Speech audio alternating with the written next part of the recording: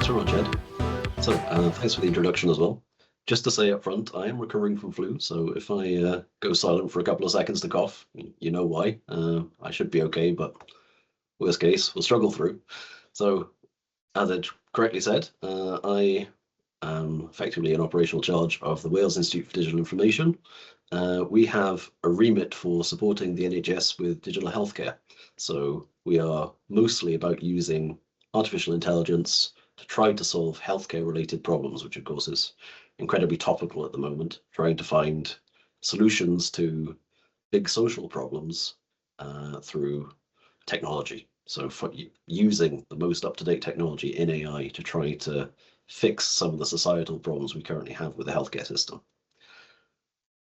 So the purpose of this session is to introduce at a fairly basic level what AI is, and I'm working under the assumption that probably the majority of people here won't have an especially good initial working understanding of AI.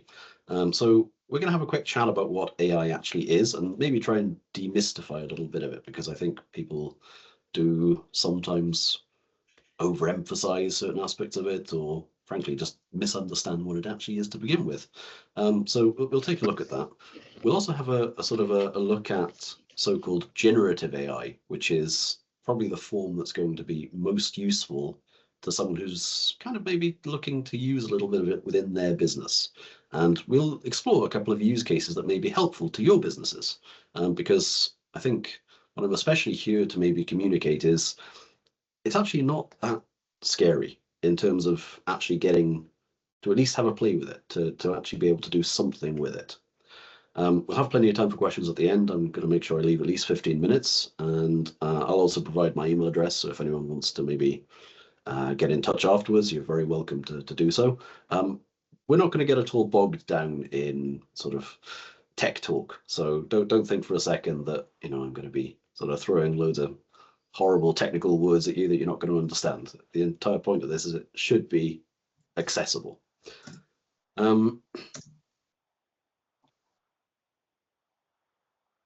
So okay, if we can just use the raise hand button on Teams.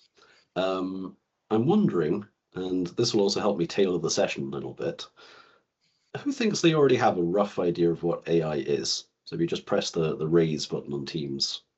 Yeah, so about half maybe, that's good. Okay, if we pop those down again, please. Who has used an AI tool before? So I'm talking ChatGPT, Bard, Midjourney, something along those lines. So I'm seeing about the same names, which I suppose is sensible.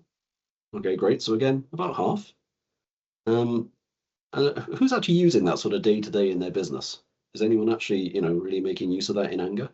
Yeah, slightly less, but yeah, good. And who finds the idea of AI a little bit scary? A little bit, I think a lot of it really boils down to a little bit of fear of the unknown. So hopefully we can maybe get through a tiny bit of that today. If you have any thoughts on any of that, by the way, do feel free to maybe discuss a little bit in the chat. Feel free to use the chat. We'll go back through that a little bit towards the end and pick out some questions. So, do feel free to discuss on the way through if you like. Okay, so let's just have a quick talk about what AI is. Sorry, I'm getting a little bit of background noise. If you wouldn't mind muting microphones, please. Thank you. So what is AI? So compared to humans, computers are really good at a couple of things, but it's not necessarily what people think that they are. So computers are really good at doing calculations quickly. So they're really, really good at doing lots and lots and lots of fast maths. They follow very specific instructions to do this, and they can remember enormous amounts of data compared to a human. And I think sometimes people make the mistake of thinking that therefore they are intelligent. And they're not intelligent. What they are is fast. They're very, very quick, but they are following a very precise series of instructions. Because what computers aren't good at is almost any form of creativity. They're not very good at, for example, coming up with a story. They're not very good at coming up with a picture. Certainly, and computers are notoriously bad at trying to figure out what's in, say, an image or a video. They're especially bad at comprehending context. So there's this sort of entire set of things that humans are actually quite good at that computers really aren't. It's actually quite interesting because I think we often think of computers as being very, very capable, but actually when you really get into it, there are a lot of things that we humans can do that computers really haven't been able to do for pretty much their entire time they've existed. It's important to remember that the computers are just following instructions, and they're following those instructions really quickly, but they themselves cannot think. So, okay, let's ask, I suppose, maybe an obvious question. And again, do feel free to write what you think about this in the chat. What is intelligence? I'll maybe wait for a couple of people to write a few words in the chat. What is intelligence to you? What defines it? Ability to critically think? Yeah, absolutely. Knowing your stuff? Yeah, certainly. It's actually one of those things that I think awareness of surroundings, yeah, completely agree. I actually think it's one of those things where it's probably something you have an intuitive understanding of, but can be quite hard to define. So I've written down what I think a lot of people define as intelligence. So boiled down to logic, problem solving, learning, planning, critical thinking. So actually, I think we've hit most of the key points there. It's often also applied to other areas more recently, such as emotional intelligence. So, this idea that maybe intelligence isn't just about what you know, it's about your ability to empathize and understand kinds of information. Really, artificial intelligence is about trying to sort of give computers some of that same skill set, to try to give computers the ability to sort of solve some of the problems that humans can solve intuitively, to be able to, maybe problem solve in a slightly different way, critically think in a way that they haven't previously been able to maybe work beyond their very precise set of instructions that they've required up until this point. Because that's the thing, is as much as computers are really, really good in terms of that requiring that very specific set of instructions, there are lots of things that can't really be solved in that way. So, there's sort of no set of instructions that you can give to write a best-selling novel. There's no sort of pattern that you can follow to produce Lord of the Rings, say. It's always going to require a degree of creativity that humans have, and up until this point, computers really haven't. And I'm not saying computers are there yet either, by the way, but, sort of trying to work towards something along those lines. So we've really been chipping away at this in computer science for a long time. And actually, a major problem, as I mentioned, is things like image recognition. And it's actually sort of funny, but also a little bit emblematic of the problem. So I'll give an example. And these are two sort of comical examples, and I quite like them for that. So I'm going to show you two images. And this first one is a computer trying to tell us what it sees in this image. And it has predicted with 100% confidence that what we're looking at here are ping pong balls. Now, I don't think those are ping pong balls, and I suspect you don't think they're ping pong balls either. Why don't you think they're ping pong balls? There's a very important bit of context. They're certainly mostly round and white. Exactly. They're in a fridge. And that's the sort of context that computers are not good at. Nonetheless, yes, the computer is absolutely confident that these are ping pong balls because it doesn't really know what a fridge is. All it does is tries to look at these objects and says, yes, round and white, I know what that is, ping pong ball. Now, this has been an open problem in computer science for a long, long time. There's a sort of apocryphal tale that an MIT professor gave some PhD students this problem to solve in the 1960s, and they've been at it ever since. Nonetheless, it's sort of been open for a long time. Got a second image, and this was originally created as a joke, but it's actually sort of taken on a life of its own. And this is from a data set called Chihuahua or Muffin. And you may think it's creepy or cute depending on your perspective. And it's this.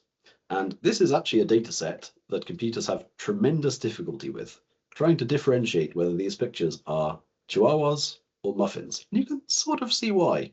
There are, if you look at them sort of slightly squinted, yeah, I'm not 100% on some either.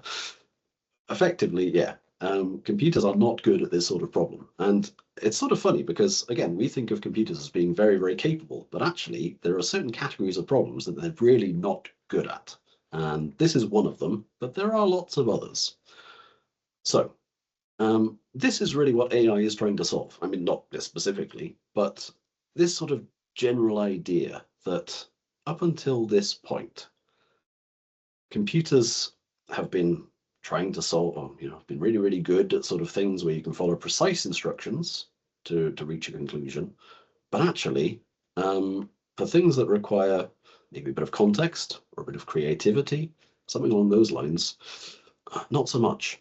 And that's what AI is trying to achieve, ascribing some of those human attributes, those human capabilities to the computer to allow it to solve some more interesting, more advanced, more useful problems.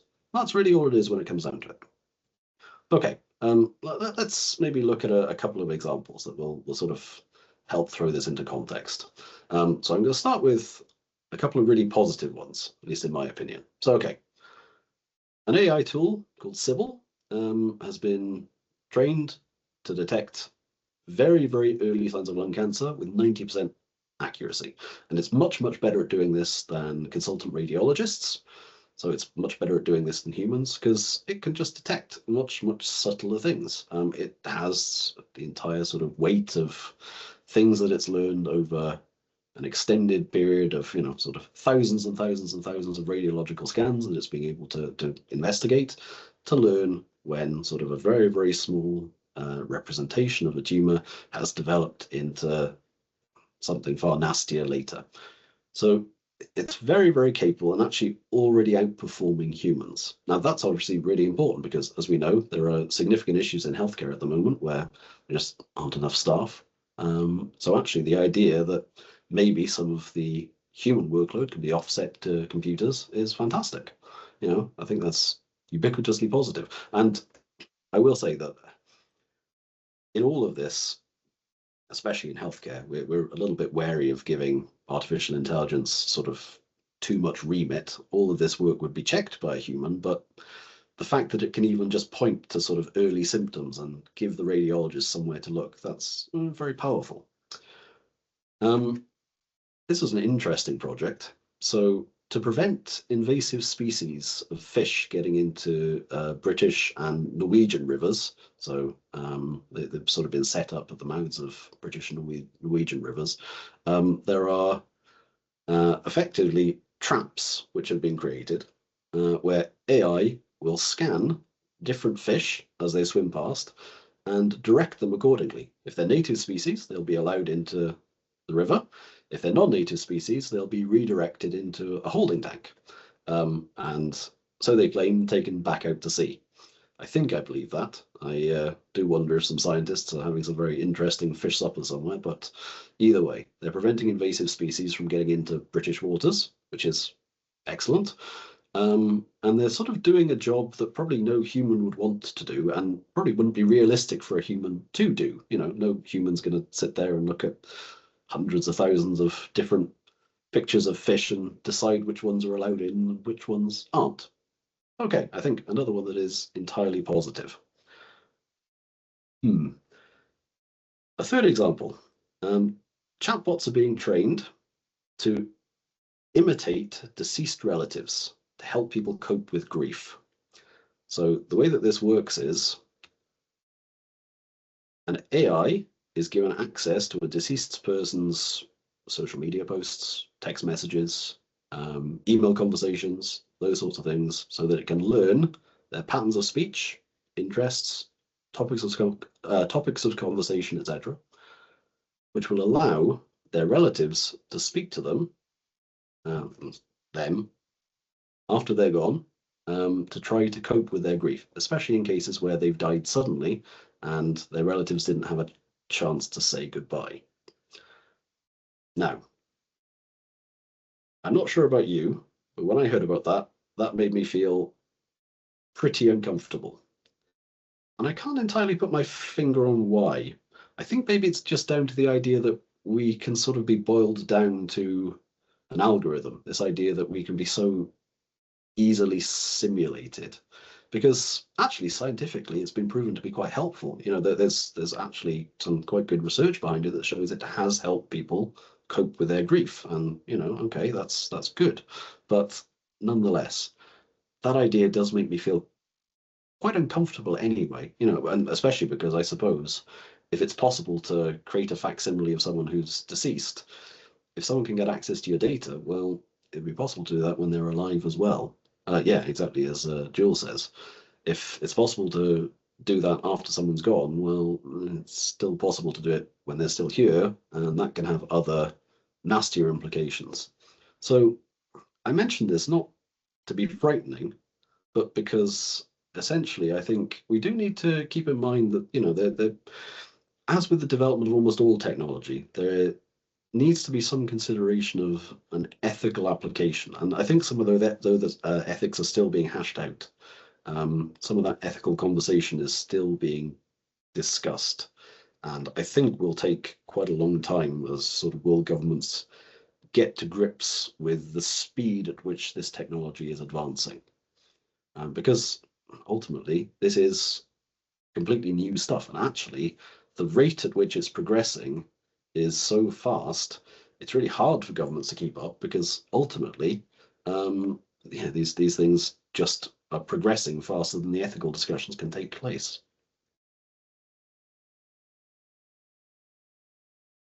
So the thing is, though, I think sometimes people talk about AI as if it's something that's going to sort of happen soon. And the truth is, it's already here. I imagine a lot of us already use things like Siri or Alexa, Cortana, Google Assistant, all of those sorts of things where you can effectively talk to your computer, talk to your phone, talk to your iPad, etc., and ask it to do things for you. Well, that's AI. The vast majority of large websites now use AI in some way, shape, or form to identify trends. There's a very well-known story from the US of a retailer starting to target someone with pregnancy-related stuff, and she was adamant she wasn't pregnant. So she was sort of curious, she hadn't really bought anything that she thought indicated that she was pregnant. So, she started to wonder what was going on. And she found out not that much later that she in fact was pregnant. And what had actually happened was the AI behind this had identified patterns in her buying that were typical of pregnant women. So effectively, her buying habits had changed because her body was, starting to want maybe certain different things to eat, etc. And effectively, that resulted in a change in her buying habits, and that resulted in the large retailer figuring out that she was pregnant before she did, which is bizarre, but interesting. You might have noticed, for example, things like Outlook have started to suggest things like your colleagues' work hours. So I'm not sure about you, but sometimes if I'm working a little bit too late at night, I'm about to send an email and it says, oh, your colleague usually works between 8 and 4. Maybe, delay this email until then. That's an example of AI as well. That's AI learning about the patterns of people you work with and trying to effectively make your daily interactions with them a little bit better, a little bit more productive. So really what I'm trying to highlight is it's not sort of something that's coming. It's something that's already here. It's something that's already happened. It's still happening, but it's effectively already with us. We're already using it probably. In fact, I'd be very surprised if anyone isn't using it here. Frankly, if we're on Teams, well, Teams uses AI in all sorts of little ways. So it's not something that's sort of going to be, obvious. It's not sort of some big thing of now we're using AI. We're already using it. It's already in the majority of the large products that we use, the large software products. It's already here, we're already using it. So the main form of AI we're probably interested in, at least for this conversation, is what's called generative AI. So that's really what's caused a lot of the most recent buzz around AI, because keep in mind, AI as a concept has been around for years and years and years, certainly since the 60s, in fact, even a little bit longer. But the recent buzz, sort of the last, 3 or 4 years, has really been caused by things like ChatGPT, because when that was released, again, about 4 years ago, at least the most capable version of it, that really sort of demonstrated what could be done with AI. And it sort of showed that, oh, actually, this is much more capable than we thought it was going to be. There's sort of lots of incremental work being done up until that point, but then there's sort of this big leap forward, and everyone suddenly realized that this is actually much more capable than they'd anticipated. And suddenly there was a lot of power behind it, and people could do a lot of stuff they sort of hadn't realized they could do before. So generative AI, though, the idea really, and for those of maybe who haven't used it before, is AI that generates stuff. And I know that sounds trite, sort of in the name, but that's what it is. It's the idea that you can make a request, nearly always just in plain English, and receive a coherent response. Now, I know that doesn't sound especially powerful, but I'll show some examples later that will hopefully throw that into clarity. But it's sort of this idea that you can sort of ask a question, make a request, and get something that you can then take away and use.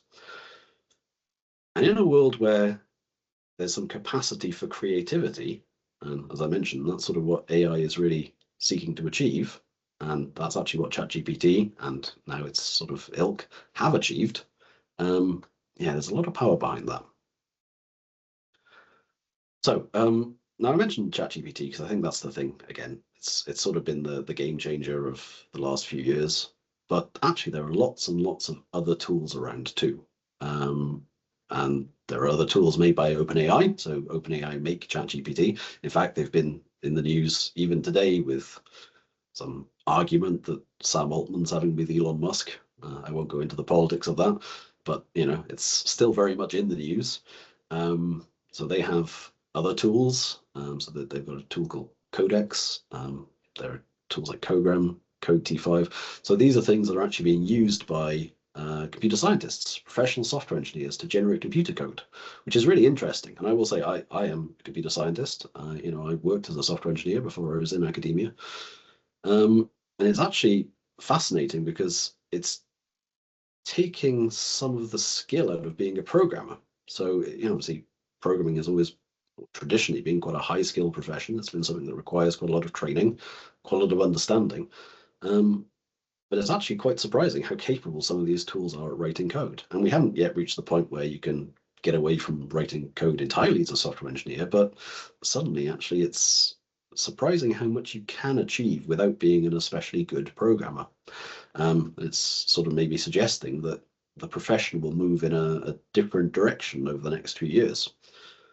In terms of sort of more traditional creativity, there was an interesting incident from the Colorado State Fair in 2022, where an AI-generated painting was submitted.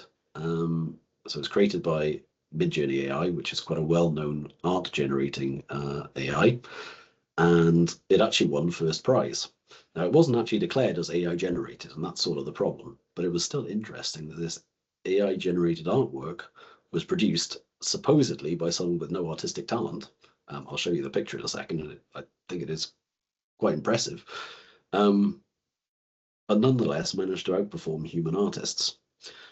There's an interesting tool called Music LM. And this is something where I'm probably going to tell you about something that you won't be able to unhear. If you watch any media produced in probably the last 3 or 4 years, watch any scene which includes background music. So, I'm not talking about soundtrack, I'm talking about, sort of a TV show, and there's something playing in the background of a cafe while the characters are having a conversation. Listen to the song, because it'll sound a lot like a pop song, but it won't be a pop song you've ever heard before.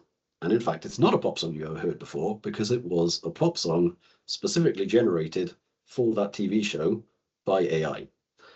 Because that way they don't have to pay royalties. It is a fake pop song generated just to fill in some background music. Because why pay royalties to a recording artist when you can just generate something? Because people aren't really listening to the song anyway. At least you probably weren't listening until now. Maybe now you'll notice. Certainly, it's one of those things that when I was aware of it, I couldn't stop noticing. So apologies for passing on the burden of knowledge. And another one that was a little bit interesting, there's a tool called Nuance Gatekeeper. And this is, again, I don't want to make anyone paranoid about this. In Australia, the tax office and Bank Australia use the same voice verification system. So the voice verification system would identify you by your voice. So in other words, you could talk to the bank or the tax office, and they would verify you are who you say you are. Well, Nuance Gatekeeper was able to generate a synthetic version of your voice based on a very, very small sample, sufficient to bypass those systems. So enough to convince those systems that it was you. I'm not saying it would be, sort of perfect enough to pass by your mother or anything, but it was pretty close. Critically, that was done through small snippets that were just gained over the phone. So literally, a scammer could call somebody up, just get them talking for 30 seconds or so and have enough to be able to replicate someone's voice. So actually, the Australian government moved away from that voice recognition system entirely, quite correctly. Still interesting. So there's a lot of sort of capacity here, way beyond just sort of doing stuff with text, which I think is really interesting. And there aren't really many areas that aren't affected. There are lots and lots of these tools sort of popping into existence. Lots of them are even free to use, and they don't really require much technical ability to get into. So, these aren't things you need to be a programmer to do. These are things that almost anyone can have a go at, which I think is really interesting in of itself. This, by the way, was that picture I mentioned. So this was that picture created by Midjourney. So this was the thing that won the Colorado State Fair Art Prize. And I'm not an artist, but I mean, you can see it's a very nice picture, and you could well believe a human artist made this. I think certainly the professional judges didn't know any different, and obviously it caused a bit of a scandal when it was revealed that this was not a human's piece of work. So a human will have dictated what they wanted in this, but effectively they will have done that through typing. There was no actual human involved in, sort of applying any of the sort of metaphorical paint to canvas. Yeah, I suspect it was done relatively quickly. So interesting that it's sort of taken something that would have been an enormous amount of human effort and endeavor, and effectively achieved very, very quickly using AI. I wonder if anyone knows who this is. It's not a very flattering image, and I think he's not remembered in a very favorable way. I'll give you a hint. In the background, that's a mill on fire. This is Ned Ludd, or Edward Ludlam. He was the leader of the Luddites. Now, the Luddites, and you might wonder why I'm going down this road, and I'll promise I'll get to the point. I have a bit of sympathy for, and I know that sounds a little bit strange given that I am a technologist, and I'm not here to tell you by any means that sort of, we should try and stop the progress of technology.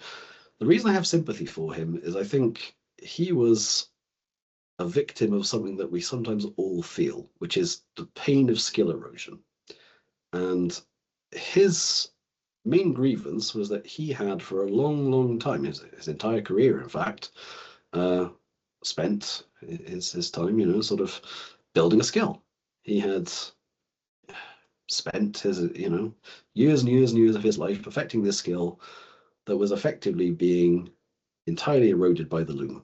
The invention of the loom had made this thing that he had spent his entire career perfecting seemingly worthless, because it could do what he could do, only an order of magnitude faster and operated by someone with effectively almost no skill. I mention this because I think, just like with almost all industrial revolutions, we all sometimes have that feeling.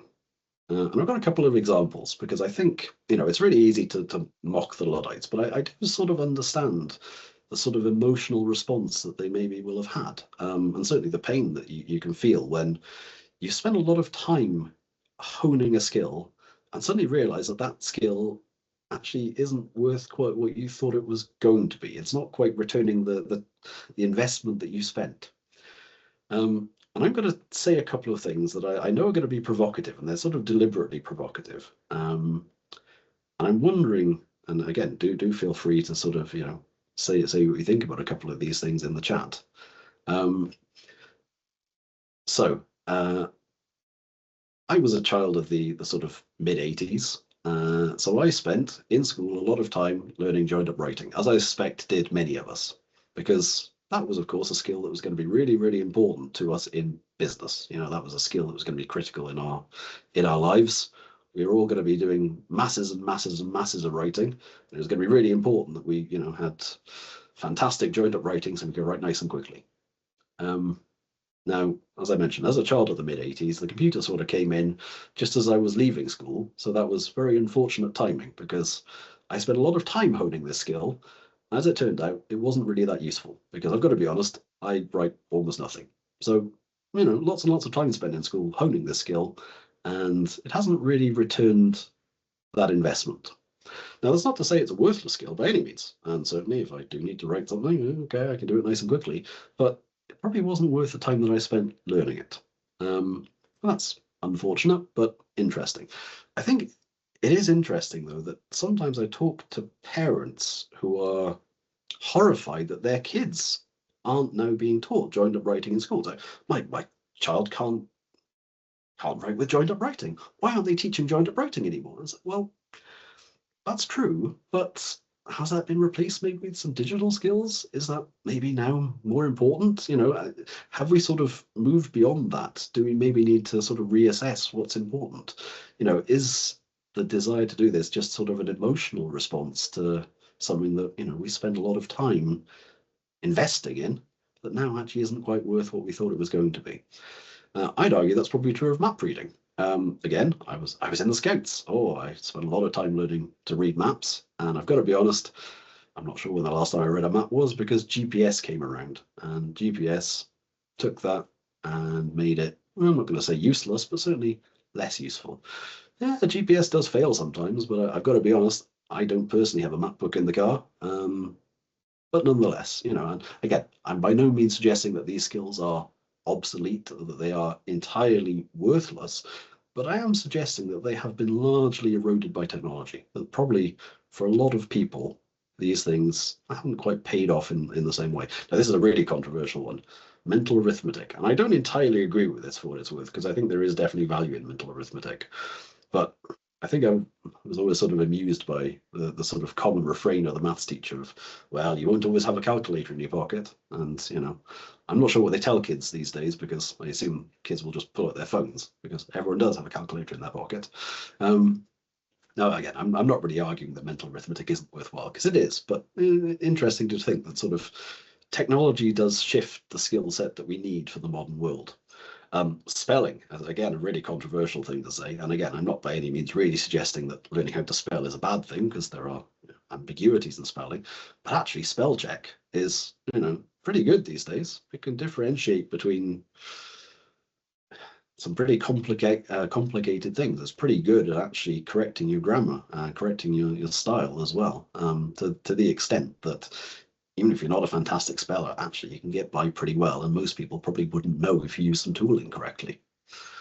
And finally, and this is a bit of a strange one, essay writing.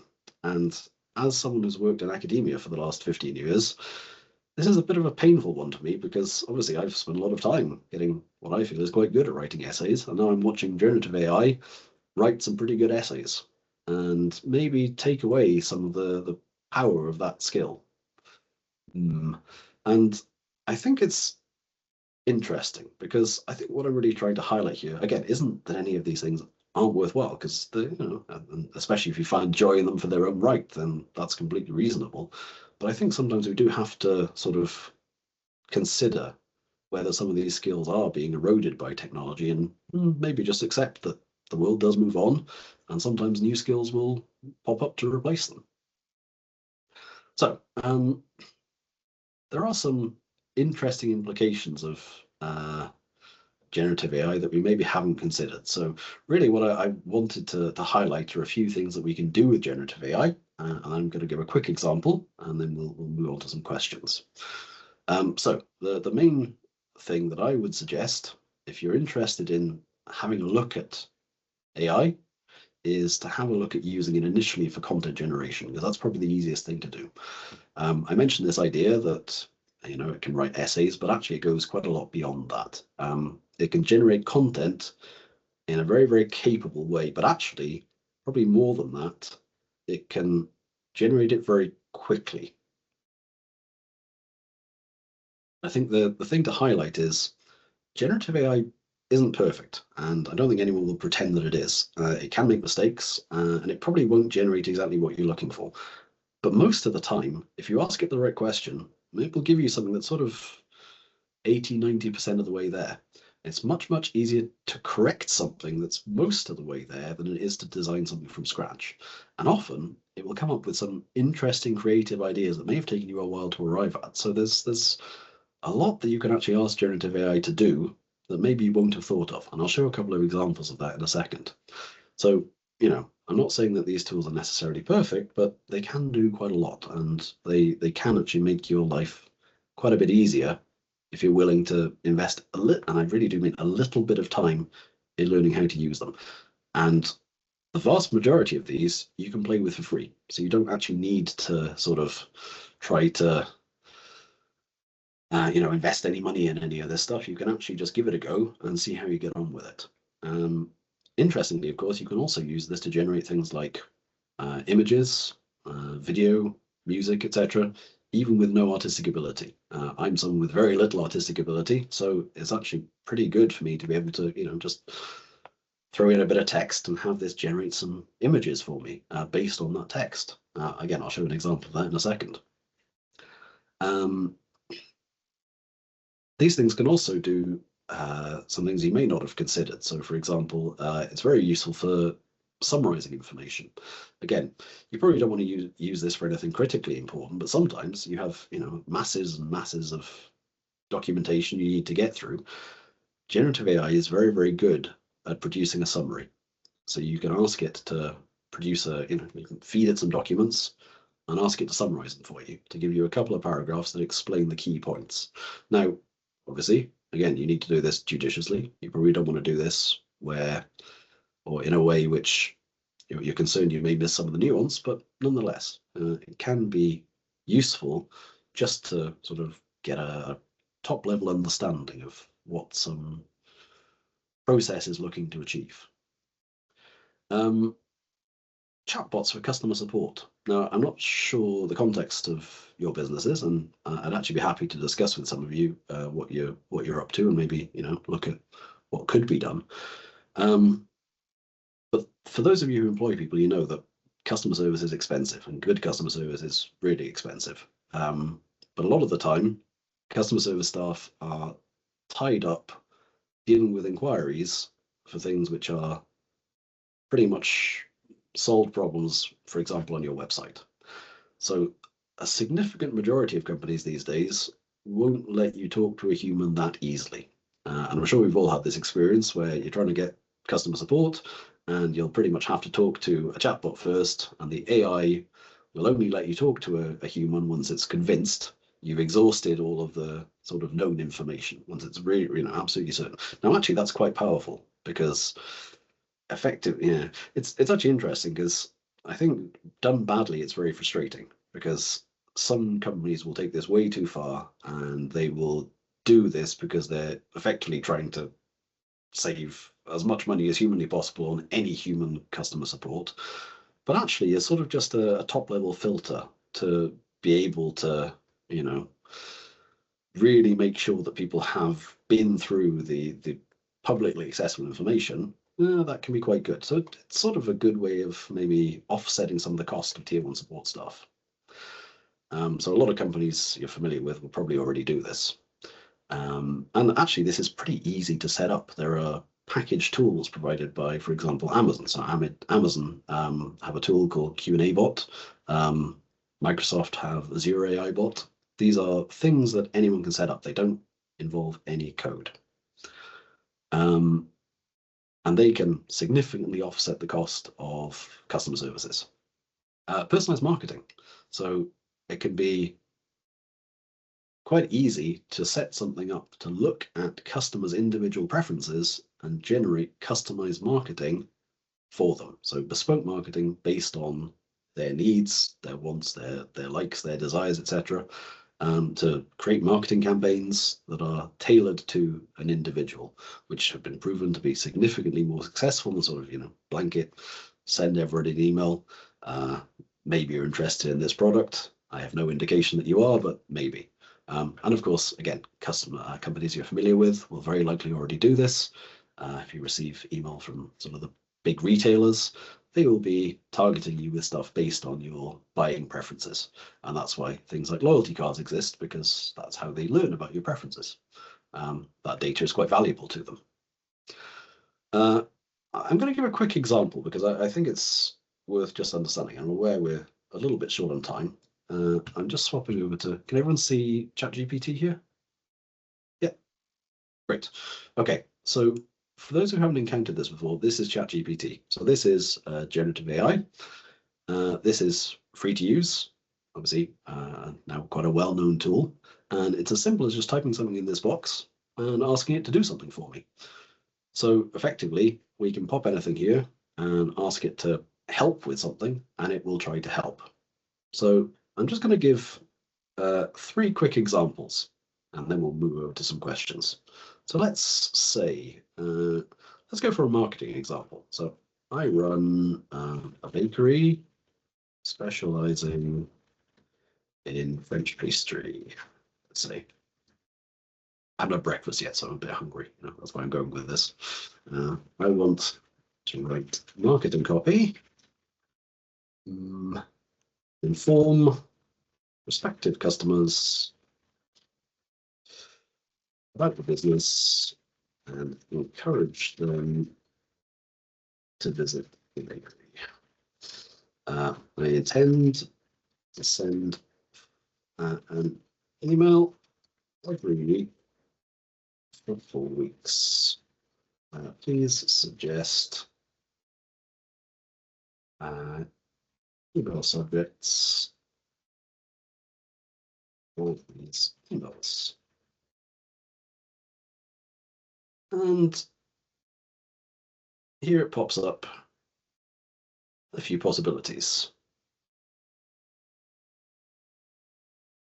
So, okay, these are some ideas, and it gives some idea of why it's suggesting them as well. So, week 1 is giving us an introduction and invitation, and gives me a sort of sample subject, and it's giving me some, reasonable enough ideas. Let's say, and I don't necessarily dislike this, say that looks, I don't like the 3rd one. Please suggest an alternative.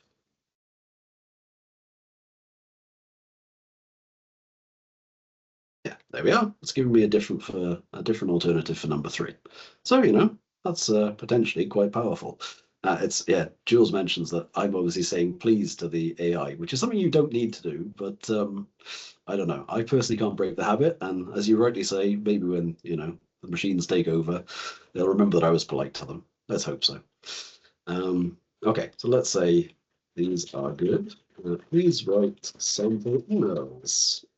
Also generate a background image to include with the emails. Let's say please generate 1 background image to include the emails. Yeah. There we are. So it's producing here.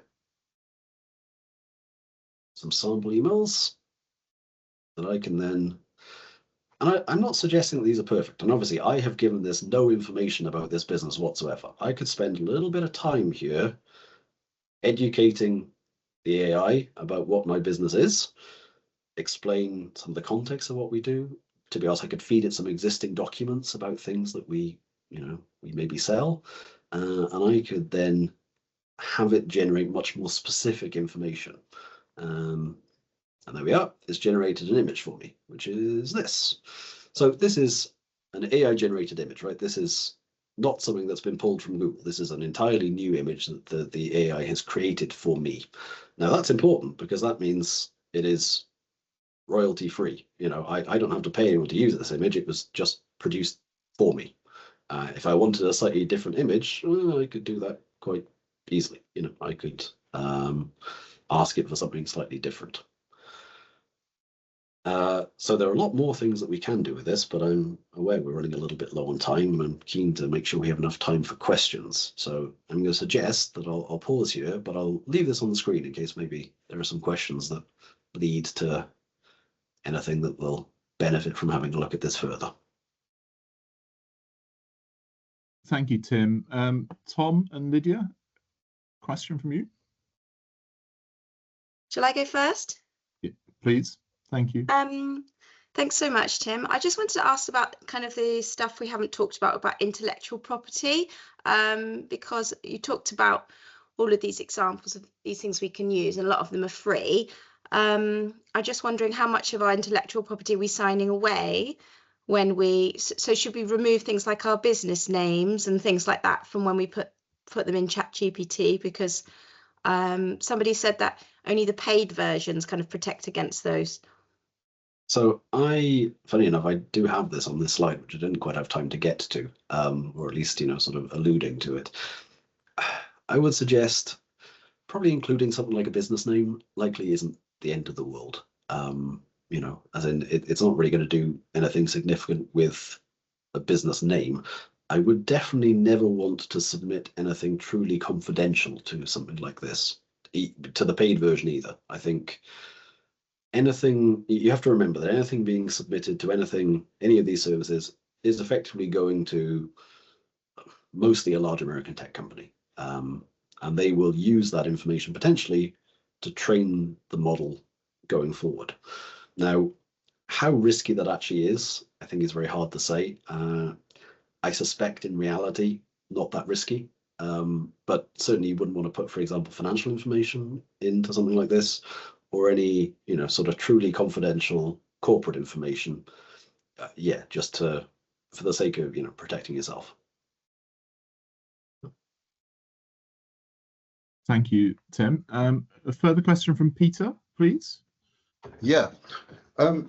Obviously, generative AI seems to be at the forefront and the precipice of all media at the minute. Everybody's talking about it in the news. I'm a skeptic because I don't trust social media at all in terms of the ability for people to obviously take on your persona. I've obviously been defrauded in the past.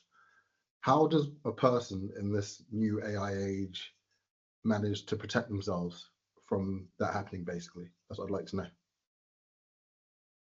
Unfortunately, I don't think there is a good answer to that question, in the sense that I think we've all probably put a little bit too much online over the last 20 years, and I include myself in this. All I'll say is I have pretty much entirely stopped using social media, personally. And maybe that's a little bit paranoid, because frankly, I'm aware I'm not that interesting. My social media was mostly pictures of my cats anyway, but nonetheless, I think you are correct that effectively, it is going to be interesting times going forward. And I think maybe some of the sort of trust we've had in digital information over the past sort of 25 years is going to be eroded. We've seen sort of the advent of things like deepfake, which have really sort of thrown into question the extent to which we could trust certain kinds of media. Obviously happened first with Photoshop, right? And suddenly Photoshop made images not really that credible, and it sort of became a verb, and so obviously things were photoshopped, and effectively this whole idea that, images couldn't really be trusted anymore. Well, obviously, deepfake has that's started to happen with videos. It's coming to other forms of media too. And there have been some quite scary sounding scams where people have effectively been defrauded by, for example, someone pretending to be their child, using artificial intelligence to create a facsimile of their voice. So, it is a little bit scary, and I think it's really going to require intervention at the government level to solve some of those problems. Personally, I think I've just been a lot more careful about what I put online, and I suggest that's probably the best answer. Thank you, Tim. Thank you, Peter, for your question. Catherine? Hi, everyone. Hi, Tim. Hi, Ed. I'm a relationship manager at Business Wales. So an observation that there's a kind of free-for-all amongst high growth clients that we work with and others as well. So my question is there going to be a forthcoming panic around governance for how businesses should behave? We obviously are looking at how we support the businesses. And just another aside, that I know that Emma Richards at the IPO, there's a review going on of the legalities of use of AI, copyright, trademarking, etc. So I welcome your thoughts. Yeah, so there are so many sort of unanswered ethical questions around so many of these tools, because it's sort of the same problem with social media from 20 years ago, where effectively the technology leads and the ethics follow. And, we deal with the technology first, and then people start to ask the questions as to whether this was a good idea, whether this was socially acceptable, etc. I think I'm not going to blame anyone for those conversations being slow, because they are complicated conversations. I think there is going to be a significant reckoning over the next sort of 3 or 4 years where hopefully some of that will be reined in. And I think probably what we're talking about here, for example, is so AI is trained on copyrighted artwork. And is that morally permissible? And it's trained on excerpts of writing. Again, is that morally permissible? That it's effectively sort of piggybacking on people's existing work without their consent or knowledge. So there is going to be a reckoning, I think. As you say, it's going to be an interesting governance problem. I don't know where that's going to lead, but yes, I think it is important that companies are already starting to try to think ethically about how they approach AI. And I think that's the best thing I can suggest. Is no one has the answers at the moment, but absolutely we just need to think in terms of the ethics of what we're doing, and try to make sure we're working within the ethical frameworks as they currently exist, and keeping abreast of them as they develop. And I thank you. I think there was a question from Robert Chapman in the chat in respect to the regulatory aspect of AI. So I think that touches upon that as well. So thank you. I just want to come to Amy for a question. Amy, you just disappeared off. Are you still there? Hello, it's Amy from Social Butterfly. Hi everyone, lovely to see you all this morning. Obviously I'm sitting here and my heart rate's like going to 10 to the dozen when we're looking at sort of creating marketing plans on AI and things, because that actually just dissolves my business in its entirety. One thing I do want to pick up on is where Peter was saying about the how we protected, and Tim mentioned social media. So with all the platforms, individual social media, they are looking at actually changing their community standards and their code of use. So people, when they sign up, don't actually realize what happens to their data. There's been a lot about TikTok in America in terms of where the data is going.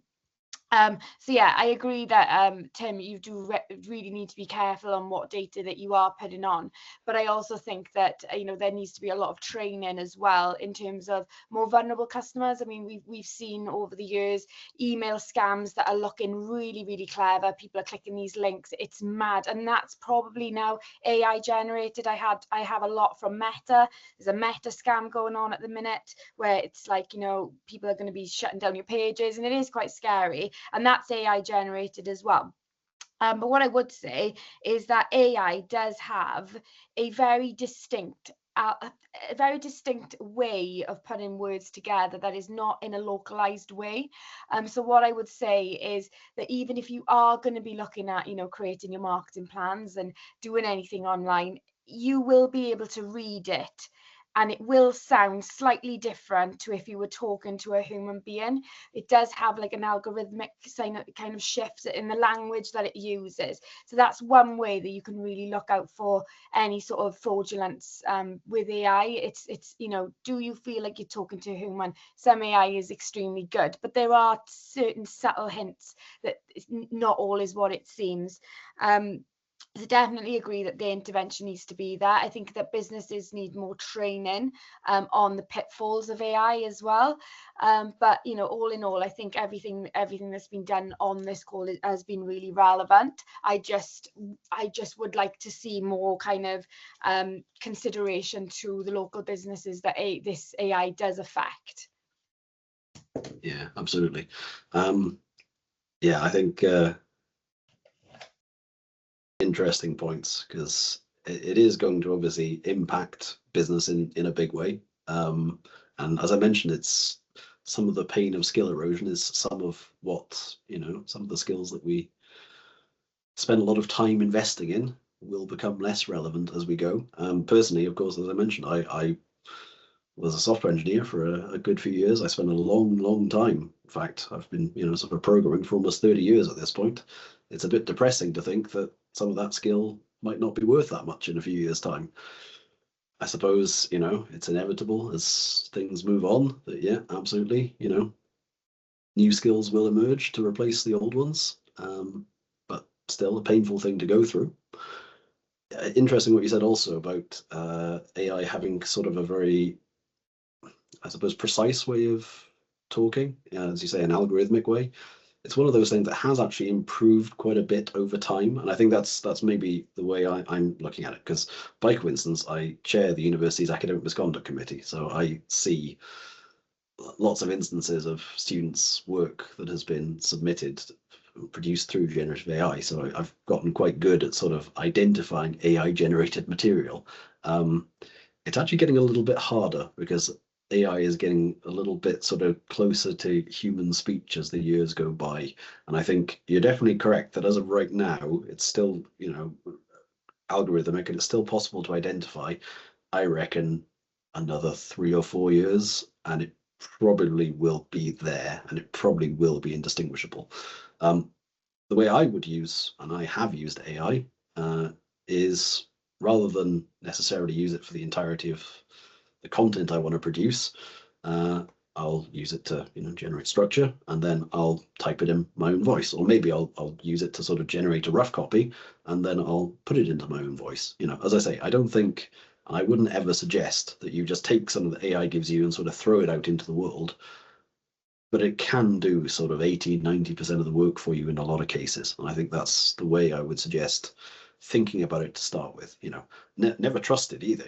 Don't think that it will always give you perfectly accurate information, because it won't. It can make mistakes, but it can also save you a tremendous amount of time. And I think that's the way I usually try to approach it. Okay, thank you very much, Tim, for that response there. And just picking up on Lydia's comment there about time management, and as this is the Power Hour, we're coming to the end of the session. So I'd like to thank you, Tim, on behalf of Swansea Council, everybody here today, for your time and for your knowledge and for your insights in respect to artificial intelligence. Your email address will be available, so if anybody would like to reach out to Tim separately, he's more than happy to entertain any further questions that you may have. But thank you once more for all attending this morning. Please keep an eye out for the next Power Hour in March, which will be in respect to the budget. More information to come on that in due course. But thank you once more, Dr. Tim Bashford. Thank you very much, all those attending. Hope to see you again soon. Many thanks.